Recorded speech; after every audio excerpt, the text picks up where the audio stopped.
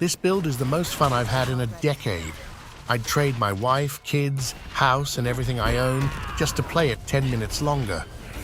But I can't, because I need to provide you with the build so you can also play it. It's without a doubt the absolute best one to 60 Spiritborn build, absolutely dominating all the way to the end game, one-shotting all content and flying all over the map, dropping wet turds everywhere.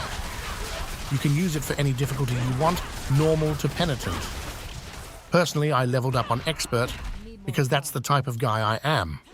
And not only that, because the build perfectly transitions into the best endgame build as well. I'll show you how. But first, how does it work? Well, shit, it's easy. We press quill volley, and everything explodes. No. To generate our vigor so we can press the quill volley button, though, we are also utilizing trash. This has the lovely benefit of also teleporting us to our enemies, along with generating ferocity stacks, which in turn equals attack speed. When you also combine this with Ravager, then both your quill volley and trash teleports you to the targets, meaning every goddamn ability you use is a teleport. But not only that, because we're also slapping Soar onto our bars, aka a fucking bird. This is the thing that permanently flies us all over the place. Now, this does usually only have one charge. So how do we solve that for permanent bird shitting? Rather easy, really. By utilizing Intricacy, we get a 0 cooldown Soar ability as we pop our ultimate. And we can pop it like crazy, seeing as we can just keep resetting our Hunter skill via Exalted Hunter. And if that wasn't enough, we also have Prodigy's Tempo for yet even more cooldown resets. This does, however, require a few additional skill points. I'll show those later. For the final skill of the day, though, we are also rocking Scourge. This skill is just disgustingly broken. It grants us 50% damage against crowd-controlled enemies and a buttload of vigor generation. Combine this with being able to reset it permanently, and you're just running around with those buffs up all the time. Now, I'm not going to drag this on for too long, but first let's just talk a bit about how you play the build so you don't completely screw it up. To utilize the Prodigy's Tempo, you need to bust out 3 consecutive quill volleys for the cooldown reductions to kick in. This means that it's important that you don't rotate between your trash and quill volley. Rather, you stack up enough vigor so you can press the quill volley at least 3 times. Another important factor to consider is that Intricacy is resetting your latest cooldown.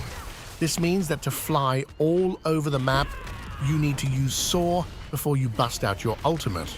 And for bossing or large elite packs, you want to use your Scourge instead. Whatever you waste it on, don't do it on Ravager. That's the only cooldown you don't need to keep resetting. Other than that, though, you just blast.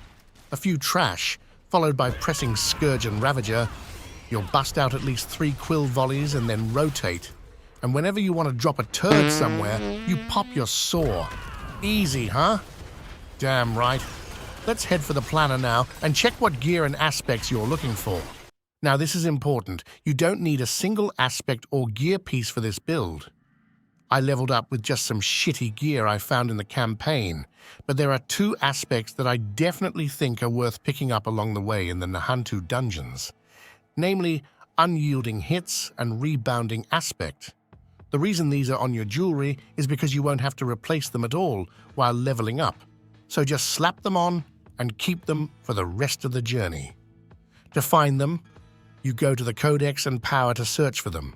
Easy peasy. The other aspects are only shown so you know what you're looking for, and in the description I have the full endgame planner that you can use when you're in Torment difficulty. The rebounding aspect is nasty because it just flat out doubles your damage. The same goes for the Unyielding Hits aspect. By gaining more armor, you get insane amounts of attack power. Combine this with the Juggernaut and Disobedience aspect, and shit gets real crazy. When it comes to the Spirit Hall, I'm rocking Harambe as to become an immortal god. and I'm using the fucking bird to gain crit chance early game. For Mercenary, Subo is the name of the game, with his wire trap, so we can gain the movement speed along with cover fire for opening fire for more damage.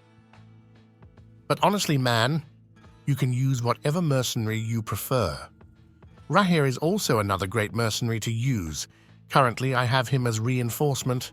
Hey, will you look at that? It's already skill tree a fucking clock, and you know it, baby. You can ignore the leveling path as per usual. You'll level too fast to give a shit. Just progress your way down and focus on the skills along with key passive before you grab passives. We utilize trash for vigor generation, dashing, and ferocity stacks. We then deck out Quill Volley, of course, and grab some additional damage bonuses. Next, we go for the focus skills, where we have our bird skill. This also grants us unstoppable, meaning no goddamn enemy can ever crowd control us again. Here, we also have a bunch of lovely passives along with Ravager. Using this, our Quill Volley teleports us as well, along with granting us vigor back.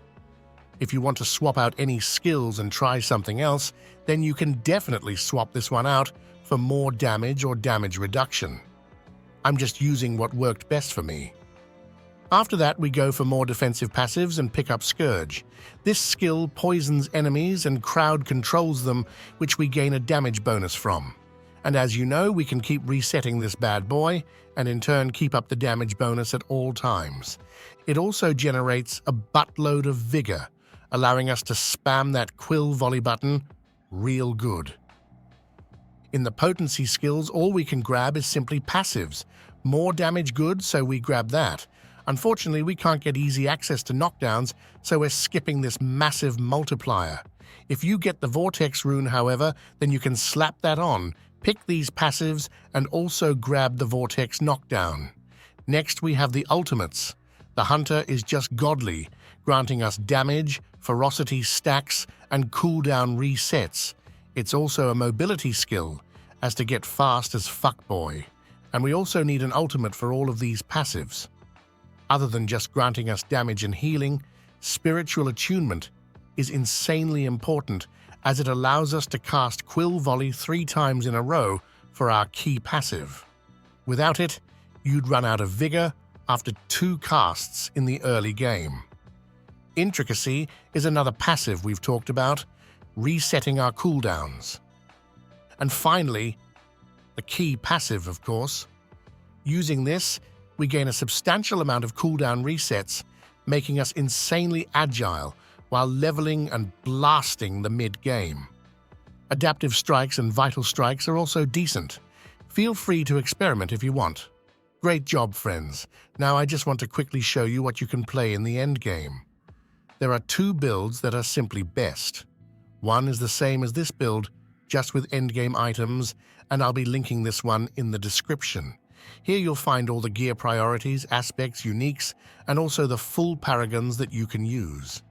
If you have any questions, just drop a comment or join the Discord. If not, then I'll see you in the next one, you goddamn legend.